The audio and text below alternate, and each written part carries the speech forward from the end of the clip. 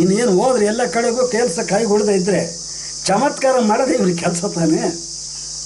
ಏನು ಯಾವ ಪ್ರಾಣ ಉಳಿಸ್ತೀನಿ ಅಂದರೂ ಬಗ್ಗಲ್ಲ, ಸತ್ಯವನ್ನು ಬಿಡಲ್ಲ, ಪತಿಯನ್ನು ನೆನೆ ಬಿಡಲ್ಲ.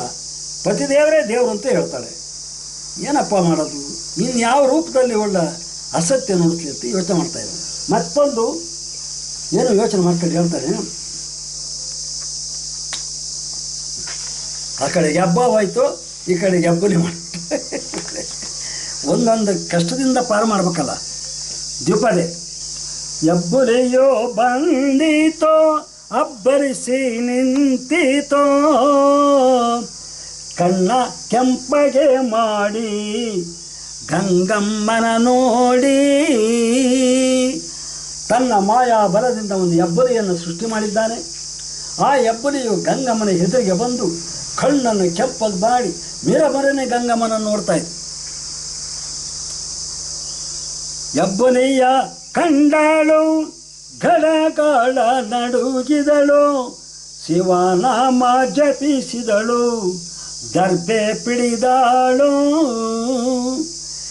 ಹೆಬ್ಬುಲಿಯನ್ನು ನೋಡಿದ ಗಂಗಮ್ಮನಿಗೆ ನಡಕ ಪ್ರಾರಂಭವಾಯಿತು. ಏನಪ್ಪ ಅತ್ತ ಹೋದ ಪಿಸಾಚಿ ಇದ್ರು ಬಂದೆ ಗವಾಸಿ ಅನ್ನಂಗಾಯ್ತು. ಅಲ್ಲಿ ಹಬ್ಬಾವನಿಂದ ತಪ್ಪಿಸ್ಕೊಂಡು ಬಂದೆ, ಇಲ್ಲಲ್ಲ ಹೆಬ್ಬುಲಿ ಕೈಗೆ ಸಿಗಾಯ್ತಲ್ಲ ಅಂತೇಳಿ ಶಿವನಾಮವನ್ನು ಜಪಿಸಿ ದರ್ಬೆ ಅಂದರೆ ಹುಲ್ಲು, ಆ ಹುಲ್ಲನ್ನು ಕೈಯಲ್ಲಿ ಹಿಡಿದವಳು. ಪತಿಯನ್ನು ನೆನೆದಾಳು, ಹುಲಿಯನ್ನು ನೋಡಿದಳು, ದರ್ಬೆಯ ಎಸೆದಾಳು, ದರ್ಬೆಯ ಎಸೆದಾಳು, ದೂರ ನಿಂತಾಳು. ಆ ಹೆಬ್ಬುಲಿಯ ಬಾಯಿಗೆ ಒಂದು ಕೈಯಲ್ಲಿದ್ದಂಥ ದರ್ಬೆಯನ್ನು ಶಿವನಾಮ ಮತ್ತು ಪತಿಯನ್ನು ನೆನಪು ಮಾಡಿಕೊಂಡು ಆ ಹುಲಿಯ ಮೇಲೆ ಎಸ್ತವಳೆ, ಎಸ್ಬಿಟ್ಟು ದೂರ ನಿಂತವಳೆ. ಬಾಣದಂತೊರಟಿತು. ಆ ದರ್ಬೆ ಹುಲ್ಲು ಯಾವ ರೀತಿ ಹೋಗ್ತಾ ಇದೆ ಅಂದರೆ, ಯಾರಾದರೂ ಬಾಣ ಬಿಡ್ತಾರಲ್ಲ ಆ ಥರ ಬಾಣ ಹೊರಟೀತಿ, ಜ್ವಾಲೆಯ ಸುರಿಸಿತು ಹೆಬ್ಬುಲಿಯ ಮೇಲೆ, ಕೆಂಡ ಕಾರುತ್ತ ಬಾಣ ಹುಲಿಯ ಕೊಂದೀತು. ಬೆಂಕಿಯ ಜ್ವಾಲೆಗೆ ಸಿಲುಕಿದ ಹೆಬ್ಬುಲಿಯು ಗಗನಕ್ಕೆ ಆರಿ ಭಸ್ಮವಾಗಲು. ಕಲಿಪುರುಷ ಕಂಡನು ಬೆರಗಾಗಿ ನಿಂದನು, ಶಿವ ನಿಷ್ಠೆಯ ಕಂಡು ಮಾಯವಾದನು. ಅಲ್ಲಿಂದಲೂ ಕಾಲು ಕೆತ್ತಬಿಟ್ಟ. ಏನಪ್ಪ ಈ ಮಹಾಮಹಿಮಳಾದಂಥ ಈ ಸಾಧ್ವಿ ಶಿರೋಮಣಿಯ ಕೈ ಏನು ಸಿಕ್ಕಿರು ಬಿಡುತ್ತೆ, ನನ್ನನ್ನೇ ಸುಟ್ಟಾಕಿರೋ ಹಾಕ್ಬಿಡ್ತಾಳೆ ಏನೋ. ಅಷ್ಟೊಂದು ಶಕ್ತಿ ಸತ್ಯನಿಷ್ಠೆ ಇವರಲ್ಲಿದೆ ಅಂತೇಳಿ ಮನಸ್ಸನ್ನು ಯೋಚನೆ ಮಾಡಿ ಮಾಯವಾಗ್ಬಿಟ್ಟ. ವಚನ ಈ ಪ್ರಕಾರವಾಗಿ ಮಾಯಾವೇಶದ ಶನಿಯು ಹೆಬ್ಬುಲಿಯನ್ನು ನಿರ್ಮಿಸಿ ಗಂಗಮ್ಮ ರಾಣಿಯ ಮೇಲೆ ಬಿಡಲು, ಗಂಗಮ್ಮ ರಾಣಿಯು ಪತಿಯನ್ನು ಮನದಲ್ಲಿ ನೆನೆದು ಶಿವನಾಮ ಜಪಿಸಿ ದರ್ಬೆಯನ್ನು ಹುಲಿಯ ಮೇಲೆ ಎಸೆಯಲು, ದರ್ಬೆಯು ಬಾಣದಂತೆ ಬೆಂಕಿಯ ಜ್ವಾಲೆಯಿಂದ ಹುಲಿಯ ಮೇಲೆ ಬೀಳಲು, ಹುಲಿಯು ಬೆಂಕಿಯ ಜ್ವಾಲೆಯಿಂದ ಸುಟ್ಟು ಗಗನಕ್ಕೆ ಆರಿ ಭೂಮಿ ಮೇಲೆ ಬಿದ್ದು ಭಸ್ಮವಾಗಲು ಎಲ್ಲವನ್ನೂ ನೋಡುತ್ತಿದ್ದ ಶನಿದೇವರು ಶಿವನಿಷ್ಠೆಯ ಮುಂದೆ ದೈವ ಸತ್ವವು ಮಂಕಾಗಿ ಬಿಡುತ್ತದೆ.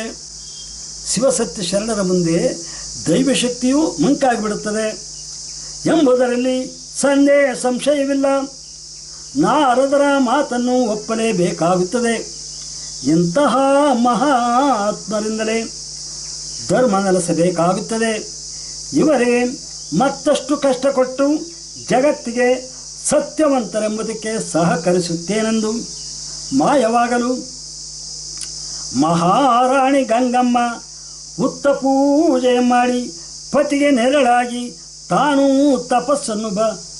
ತಪಸ್ಸನ್ನಾಚರಿಸಲು ನಿರ್ಧರಿಸಿ ತನ್ನ ಮಹಾಮಂತ್ರಿಗಳಾದ ಗುಂಡಯ್ಯ, ದೈವ ಸಂಭೂತ ಚಿಕ್ಕ ಮಾಳಯ್ಯ, ವಿತ್ತ ಮಂತ್ರಿ ದೊಡ್ಡ ಮಾಳಯ್ಯ, ವಿದ್ವಾಂಸಗಿರಿಯಪ್ಪ ನಾಯಕ ವನ್ನಯ್ಯನವರನ್ನು ಕರೆಸಿಕೊಂಡು ಇನ್ನು ಮುಂದೆ ಪತಿಯ ಹೆಸರಿನಲ್ಲಿ ರಾಜ್ಯ ಪರಿಪಾಲನೆ ಮಾಡುವುದೆಂದು ಹೇಳಿ ತಾನು ಪತಿಯಂತೆ ಹುತ್ತದ ಪಕ್ಕದಲ್ಲಿಯೇ ಕುಳಿತು ಉಗ್ರ ತಪಸ್ಸನ್ನು ಮಾಡುತ್ತಿರಲು ತಪದ ಜ್ವಾಲೆಗಳಿಂದ ಕಾಣೆನಿದ್ದ ಪ್ರಾಣಿಗಳು ಓಡಲಾರಂಭಿಸುತ್ತಿರಲು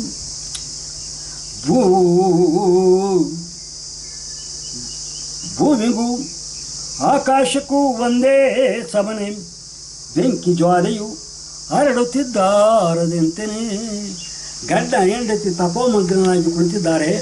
ಅವರ ತಪದ ಜ್ವಾಲೆಗಳು ಕಾಡಿನಿಂದಿರ್ತಕ್ಕಂಥ ಗಿಡಮರಗಳನ್ನು ಸುಟ್ಟುಬಿಡ್ತು ಬೆಂಕಿ ಜ್ವಾಲೆ ಹೇಳ್ತಾ ಇದೆ. ಕಾಡಿನಲ್ಲಿದ್ದ ಪ್ರಾಣಿಗಳೆಲ್ಲ ಛತ್ರಿ ಚಲ್ಲಾಪಿಲ್ಲಿಯಾಗಿ ಹೋಗಿವೆ.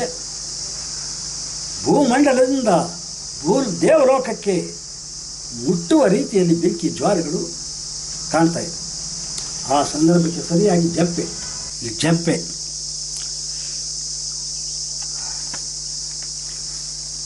ಶಿವನಾಮದ ಕೂಗು ಕೇಳಿ ಬರುತ್ತಲಿರಲು ತಪದ ಜ್ವಾಲೆಗಳು ಮೂಡುತ್ತಲಿರಲು ಬೆಂಕಿಯ ಉಂಡೆಗಳು ಗಗನ ಕಾರುತ್ತಲಿರಲು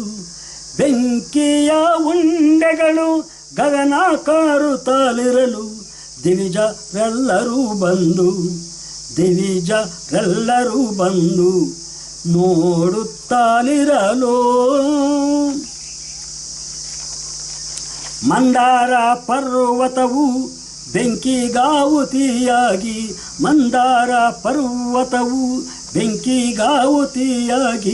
ವನ್ಯ ಮೃಗಗಳೆಲ್ಲ ಚದುರಿ ಹೋಗಿರಲು ಗಂಗಮ್ಮ ಮಹಾರಾಣಿ ಶಿವನಾಮ ಜಪಿಸಲು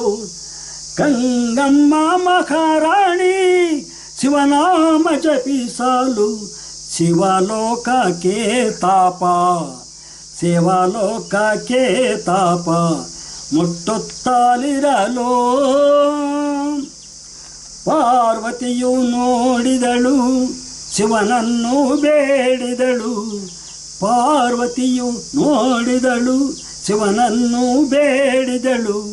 ಕರುಣೆ ತೋರಿರಿ ಸ್ವಾಮಿ ನಿಮ್ಮ ಭಕ್ತರಿಗೆ. ಹರಿಯು ನಾರದ ಸಹಿತ ಶಿವನಿಗೆ ಮೊರೆಯಿಡುತ್ತ. ಅಲ್ಲಿ ಅಷ್ಟೊತ್ತಿಗೆ ಪಾರ್ವತಿಗೆ ಒಬ್ಬಳೇ ಗೊತ್ತಾಗಲಿಲ್ಲ. ಶಿವ, ನಾರದ ಮತ್ತು ಹರಿಗೂ ಸಹ ಈ ವಿಷಯ ಗೊತ್ತಾಯಿತು. ಅಂದರೆ ಭೂಮಂಡಲದಿಂದ ದೇವಲೋಕಕ್ಕೆ ತಪದ ಜ್ವಾಲೆಗಳು ಬರ್ತಾ ಇದೆ ಅನ್ನೋದನ್ನು ತಿಳಿದ ಶ್ರೀಮನ್ನಾರಾಯಣ ಮತ್ತು ನಾರದರು ಕೂಡ ಬಂದು ಶಿವನಿಗೆ ಮೊರೆ ಇಡ್ತಾ ಇದ್ದಾರೆ. ಹರಿಯು ನಾರದ ಸಹಿತ ಶಿವನಿಗೆ ಮೊರೆಯಿಡುತ್ತ ಸುರಪತಿ ದೇವೇಂದ್ರ ಶಿವನ ಬೇಡುತ್ತ ಜಗವು ತಲ್ಲಣಿಸಿದೆ, ಭೂಮಂಡಲ ನಡುಗಿದೆ. ಶಿವನಿನ್ನ ಲೋಕಕ್ಕೆ ಜ್ವಾಲೆ ಹಬ್ಬಿದೆ. ಅವರು ಅಷ್ಟು ಅಲ್ಲ, ದೇವೇಂದ್ರ ಬಂದಿದ್ದಾರೆ, ನಾರಾಯಣ ಬಂದಿದ್ದಾನೆ, ನಾರದನು ಬಂದಿದ್ದಾನೆ.